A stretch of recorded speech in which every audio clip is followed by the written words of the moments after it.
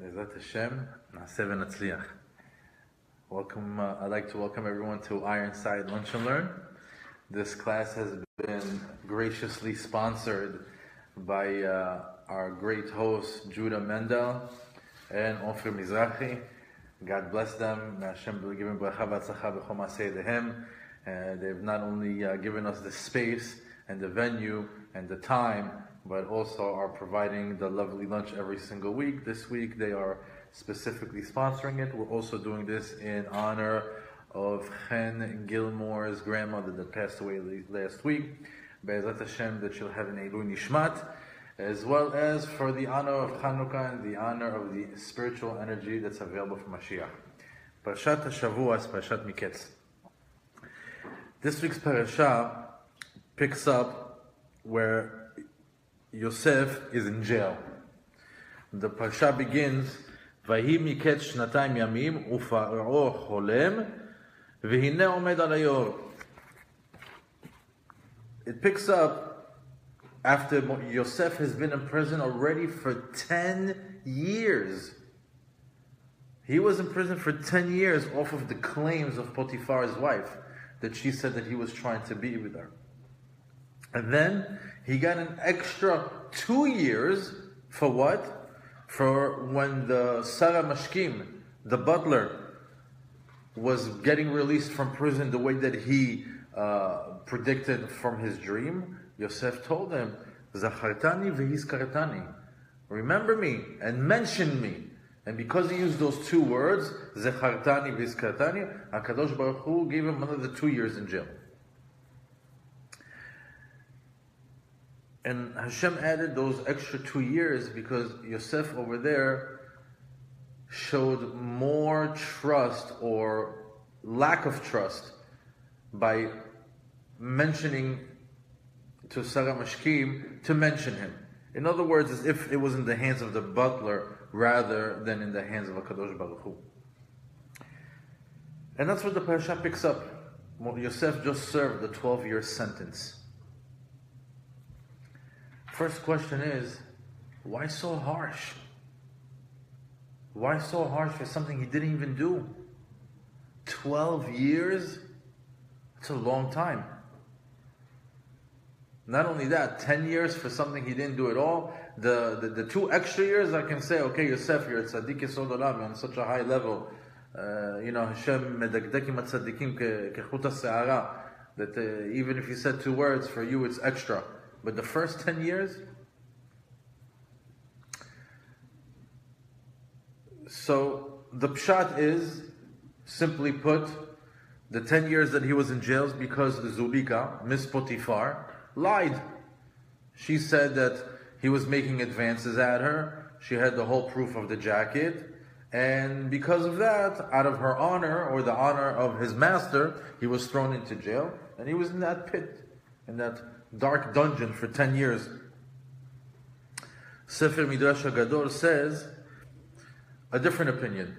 He says because he caused anguish to his 10 brothers, his punishment was 1 year per brother.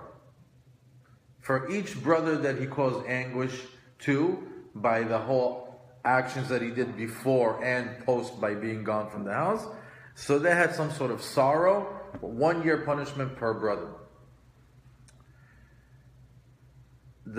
Another opinion is that when that whole scenario with Eshet Potiphar came about,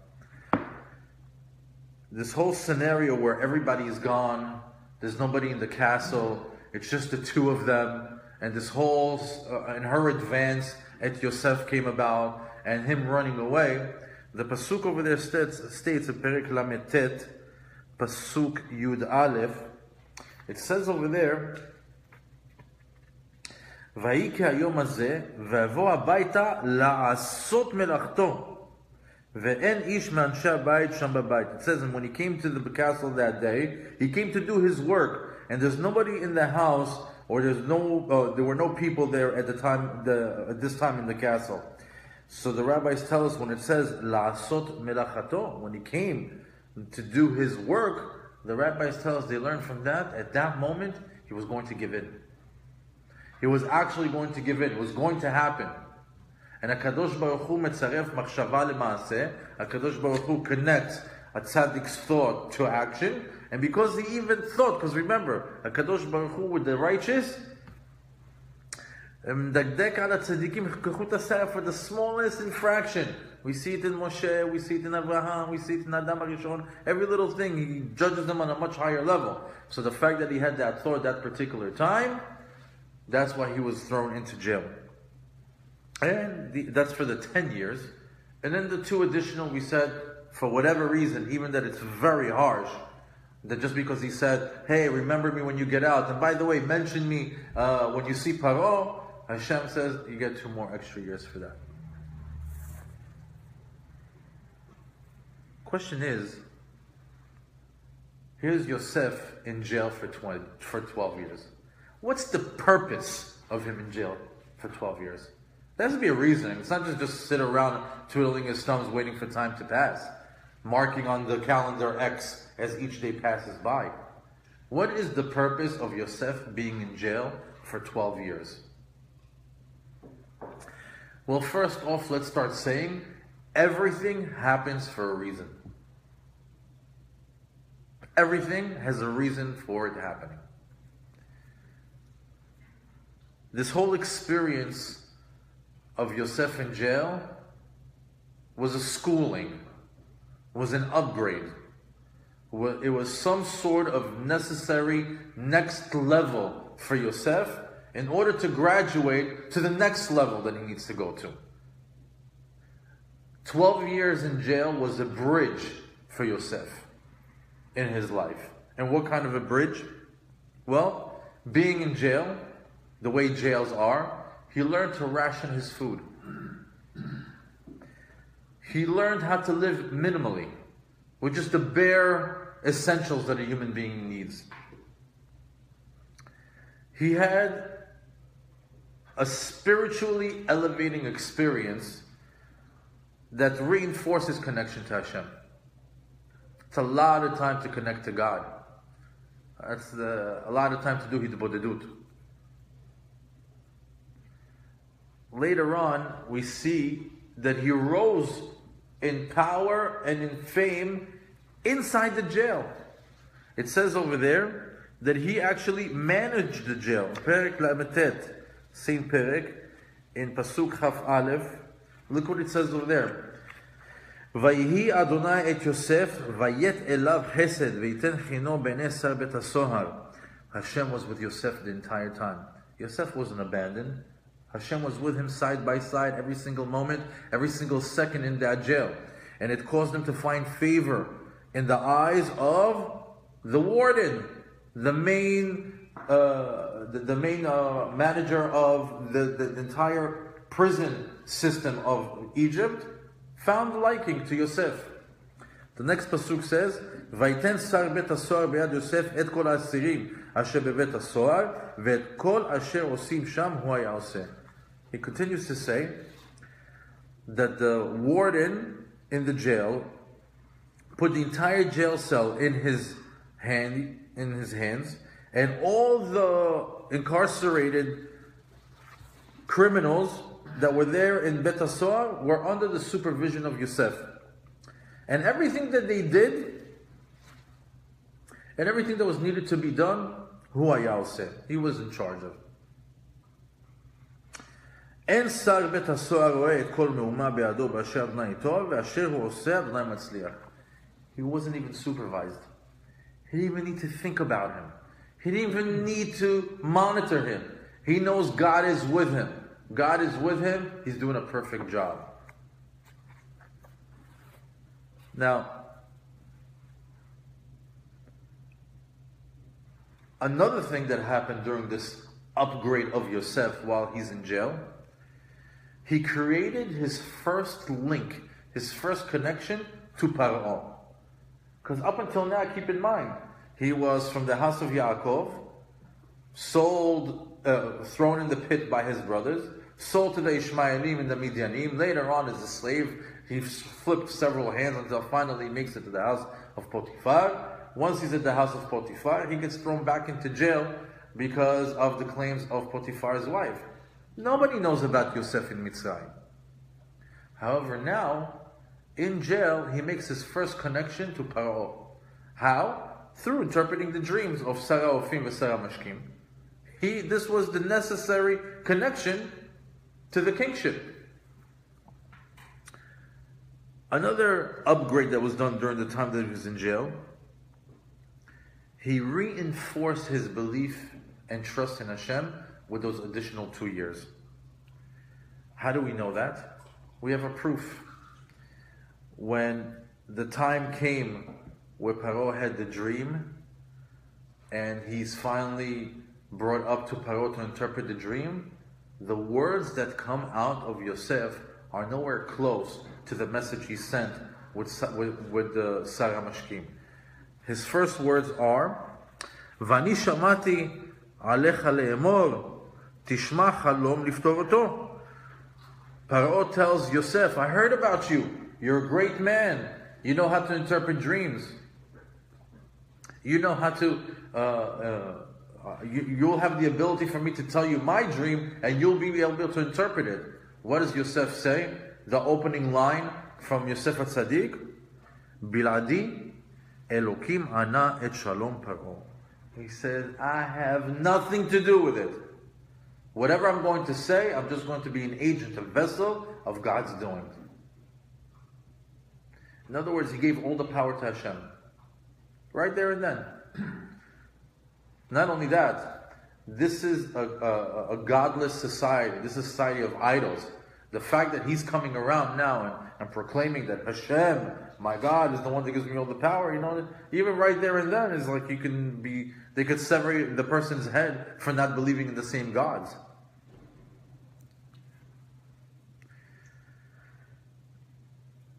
Basically, by saying that this comment that he gave all the power to Hashem, he's showing us that he relied on no intermediaries. We don't need a Sarah Mashkim anymore. We don't need Sarah Ofim anymore. I don't need a favor from here or a favor from there. I don't need anybody to help me out. Yosef is saying, Hashem is the only one that is in control and is the only one that can do anything good or bad in my life. He got to that understanding. 12 years of incarceration brought Yosef to that mindset. And basically what it was 12 years of character building, of faith, building one's faith, building his grit, building up his leadership skills the way he did in the prison. He developed these qualities of gaining trust from people that are on a superior level, people that are superiors, people that are in places of power, that were able to trust him with all their power.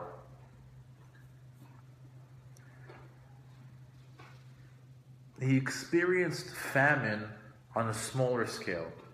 Inside the jail, he was able to feel what a human being feels like when there's no food. And what's the right way to stay alive in that type of environment or that type of situation. He had tremendous management skills to the point that he did not need to get supervised. And during these 12 years, he also built up full emunah in Hashem. Full. Now, had he been released 2 years before this, he would have just been a regular Joe on the street. Had he been released 2 years prior to this, he would have just been a regular guy in Mitzrayim. Hashem kept him over there for an extra 2 years, because what happened in 2 years? There was only one person that was relevant in the life of Paro. There was only one person that can help out the king of the land. Had he gone 2 years ago, who would it be? It was an absolute perfect moment, perfect situation, that he got delayed in jail for 2 more years, and at the perfect moment when Paro had that dream, that Yosef was right there to solve it for him. Now Paro, he was so impressed with Yosef. You have to imagine that this is the king of Egypt. Nowhere in history will you probably find this again.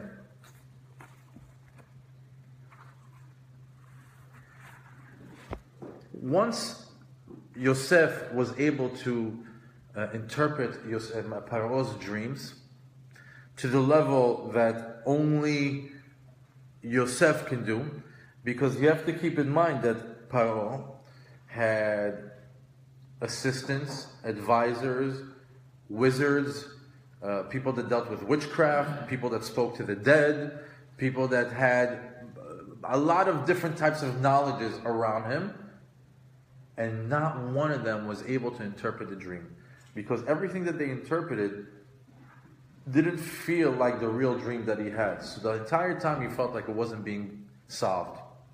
When Yosef came, not only did he solve the dream, but he told him the dream exactly the way that it was dreamt. So what was his reaction? He says,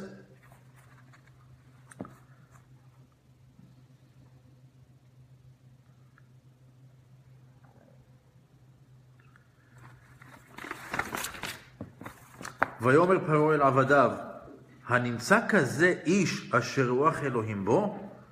He says, is it possible that there's a person that has this type of knowledge?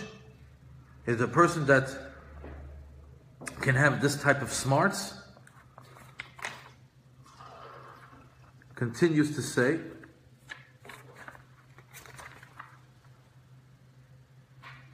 ועתה ירא פרעה איש נבון וחכם. In other words, he says, איש נבון וחכם, איש רוח אלוהים בו. He's recognizing his qualities. He's recognizing his character, and he's super impressed by it, that he goes forward and he gives him his scepter, a ring, a special necklace, and bigdei shesh. Bigdei shesh are like almost like silk clothes. And by the way, the secret behind that is that silk clothes cannot have, I'm not sure if it's silk or linen. I'll check on that. But the reason why he was giving that particular type of clothing is those types of clothing cannot be controlled by witchcraft. And he knew that all the Khartoumim, all the wizards that were around that weren't able to decipher his dream would be jealous now. So to try to put some sort of spell on Yosef. So he gave him special clothes, gave him a special ring, gave him a special necklace, and he makes him the viceroy, second in command to Egypt. Who does that? How is that possible? However, we just learned a few minutes ago that all that he earned, all these skills that he earned inside the jail cell, helped him with Paro to have the exact same feeling with Yosef. And this was the beginning signs of the Geulah. This is the beginning of Yosef setting up the groundwork for Am Yisrael to be living in Mitzrayim, slaves in Mitzrayim, and getting out of Mitzrayim, Be'osher Gadol. From this entire scenario, we learn one very important life lesson, which is that Yosef is the classic example of Yeshuat Hashem keheref ayin. Hashem can give you your salvation in a blink of an eye.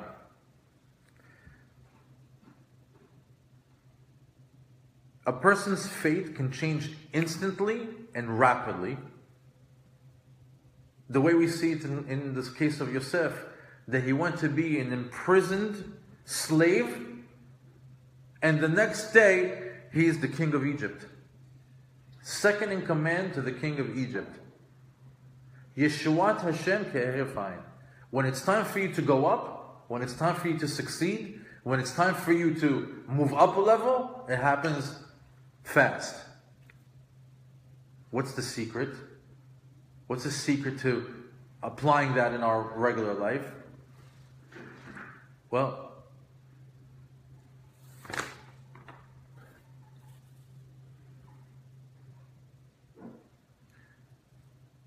when Hashem wants to elevate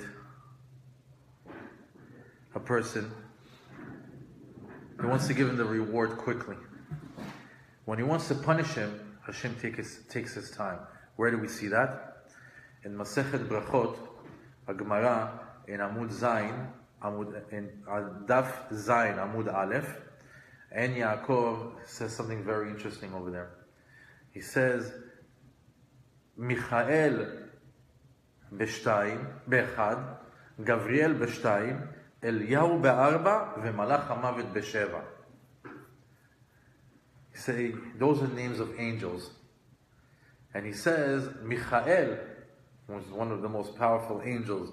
And Michael is this, Michael HaKohen HaGadol, Sava Patroposh Yisrael. He's a big angel in the favor of Am Yisrael. He says, Michael be'echad.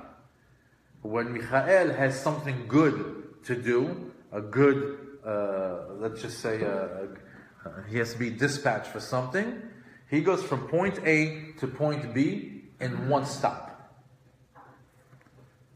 Gabriel, he has to do two stops. To get to point A to point B, he's got to stop one time, and then he goes to the next stop. Eliyahu Hanavi, 4. If he needs to get from point A to point B, he stops 4 times. 1, 2, 3, and then he reaches his destination. Malach HaMavet, the devil himself, the Grim Reaper, when he's dispatched to do something, he's got 7 stops. He's got to stop 7 different times before he reaches his destination. What do we learn from this? When Hashem wants to reward or elevate, instantly, go, Michael, one shot. Malach HaMavet, he makes him, he delays him 7 different times. In other words, he doesn't want to really do the bad. And maybe in between the times that the angels sent, during those 7 stops, maybe they got to do tshuva, maybe something will change. Something. In the case of Yosef, where Paro was so impressed with him, he was able to elevate him instantly. In a split second, he became completely different reality in his life. And again, what's the secret to that? One is accepting life. You have to accept your life. It's accepting your own fate at any stage that you're on, whether it's good or bad. Now, we always say there's no such concept as bad. We just see it as human beings as bad. But on the grander scheme of things, Hashem only does good. HaKadosh Baruch Hu Tov Metiv. So there's no reality that He does bad. Just to us, with the lenses that we have on, we see things as, this is good for me, this is bad for me. But in reality, it's good all the time. However, to make the point over here, when things are good or bad, you accept it. It's perfect. It's exactly what Hashem wants from me. And in that process, to be happy. Why was Hashem? God cannot be with someone who's angry. God cannot be with somebody who's depressed. God cannot be with somebody who's not in the positive state of mind. Yet, the Torah testifies that Hashem was with Yosef while he was in jail. He was in the greatest of spirits.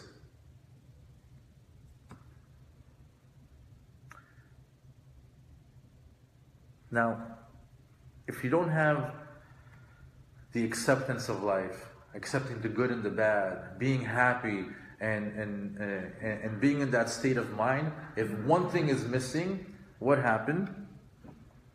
Hashem freezes you. He puts you in that state of mind. It's like He freezes you in the stage until you overcome the challenge. Where do we see that in Yosef? He was frozen. He was frozen in jail for an extra 2 years. What happened? He didn't have that accepting of his life. He thought that it should be a little bit different. Maybe the Sarah Mashkim can help me out more than Hashem. Hashem said, okay, now you're frozen. Figure that out for you. And we see that in regular life, that Yosef needed full emunah. He needed a spiritual upgrade. He needed a tikkun. Nowadays, it's interpreted differently.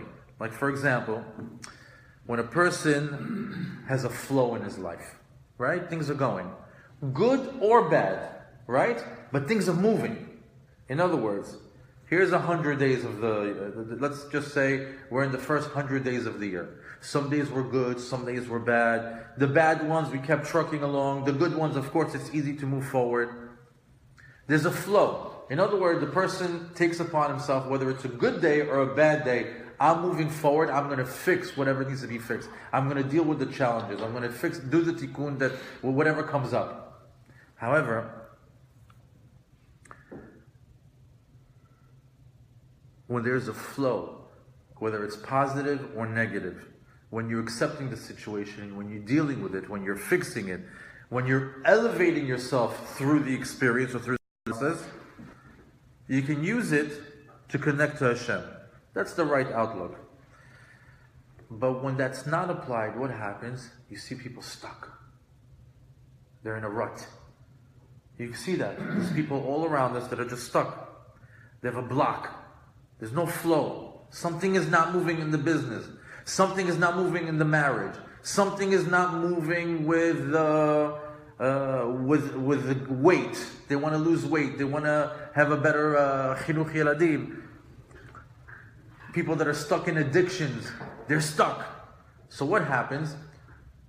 Until they deal with it, until they get out of this stage and move on to the next stage, life doesn't go on for them. And certain people get stuck in these freeze zones for months, years, sometimes decades, sometimes a lifetime. They just don't want to deal with the issue. They put it away, they complain about it, they cry about it, they'll delete people from their life, they'll take things that Hashem will just keep bringing it back, till you deal with it in different ways. But most people, since they don't want to deal with it, they get frozen with that. And they become one big complaint box. Oh, life is like this, life is like that. People are like this, people are like that. In other words, it's always like the blame game on other people, rather than taking this challenge and dealing with it, fixing it, allowing you to get closer to Hashem through it.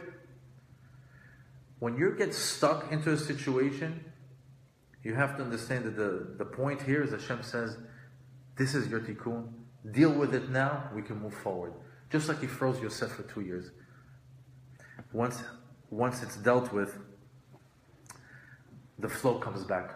Once you deal with that situation, your life flow comes back. Life's energy comes back. Why? You dealt with it and you put it behind you. And that's what Hashem wants you to do. He wants you to deal with your tikkunim. So when people get into a mental jail, or a physical jail, or an addiction jail, this is something very common. Many people are trapped in their brains, in the way that they live life. Many people have a physical jail. They feel that they can't get out of the body that they're in, whether it's weight, whether it's handicaps, they're in a jail. And we know that many people have addiction. They're jailed in an addiction. Yosef was put into a pit, and physically he was underground and with a door that's closed behind him. But there's some people that take drugs and they put their mind and their body into a jail. It's another tikkun. But once you deal with these problems and you get yourself out of these mental, physical, or addiction jails, you get moved up to the next level. And when you get moved up to the next level, just like we said with Yosef, Yeshuat Hashem ke'erefayim. Everything that you were struggling with dissipates, gone, disappears. On every level. Now we can't talk about Yosef without talking about the Jewish people. Am Yisrael, we're also in jail right now. Now Am Yisrael is now in a pit. We're in a dungeon. We're in a very harsh, bitter galut. We're in the diaspora. We're in exile for many, many years. 2,000 years. Most Jews look more like Goyim than they look like Jews. Most Jews act like Goyim more than they act like Jews. Why? It's a result of being outside of who you're supposed to be for 2,000 years. What do you think is going to happen? What do you think is going to happen? If you live in Switzerland, if you live in Miami, and if you live in South Africa, eventually you're going to lose your identity. Eventually you're going to copy your surroundings and try to blend in. As much as we have some Jews that are very strong and hold on to their Jewish identity, and wherever they are, they still look like a Jew and act like a Jew and think like a Jew and all that. But we're in a very, very bitter galut, the longest one of all, 2,000 years. However, just like Yosef went into confinement and then got out to rulership, so too will the whole nation of Am Yisrael will leave the prison of Galut and ascend to the status of royalty. In the time of Geulah, the whole world who's against us right now, very clear, that one little tiny nation that everybody can't stand right now for whatever reason, this or that or the other, eventually things are going to flip. Whoop! We become royalty. We become the Jews are the prized people of the world and God's children. It's not. It's on the way. We have there's inertia, there's momentum. We're going in that direction. But don't fool yourself. The Geulah is not here yet. You know how many Jews are not part of the Geulah? More than are. So that's sad. If you're going to tell me, they say that only 20% will be part of the Geulah. Only 20%. We want to switch that. We want to switch it 80 to 20, not 20 to 80. So, they say, when do you see the result of your prayers of Rosh Hashanah and Yom Kippur? Like a pregnant lady, after 3 months, you got to see the results. You know when was the first day for that? Yesterday. I want to talk about today. We, up until now, have been coasting with last year's blessings. They ended last night. Today on, are all the New Year's blessings coming to effect. It's absolutely exciting. Because when you say Yeshuat Hashem Keheref Ayin, how many people are going to just be catapulted from being poor to rich, from being secular to religious, from being sad to happy? How many people are just going to have an unbelievable change of events in the next few days, the next few months? It goes from the biggest darkness for people to the biggest light. That's Hanukkah. And that's what's going, and that's what we can learn from this week's parasha with Yosef, that everyone has the power to go from the darkest level, the darkest choshech to the biggest light, and that's the power of this holiday. And in order to activate that, we use the same formula as Yosef. They say that during the times of Hanukkah, you have to do Hallel and Hoda'ah. What's Hallel and Hoda'ah? Praise and thank Hashem for everything that He's given you. In these 8 days, take it upon yourself to just say, Hashem, thank you. And each one knows what it's for. Thank you for my wife. Thank you for my children. Thank you for my job. Thank you for my health. Thank you for the time you saved me on that scooter 5 years ago when I wiped out. Thank you, Hashem, for that one time that when I was completely out of my mind when I was 22 in Mexico and you got me out of trouble. Thank you, Hashem. I'll never forget that. Thank you, Hashem, for giving me giving me the funds to pay my mortgage. I should give it all there's a laundry list of things you can say. This is the time to be thankful, and you don't know. If you don't know that if you go through maybe an 8-day process of just being completely grateful and thankful to Hashem, boom! Yeshuat Hashem Keheref Ayin, and you get upgraded to the next level. Bezat Hashem, that we should all merit to go up to the next level. Hashem varech atkhem, yisameach atkhem.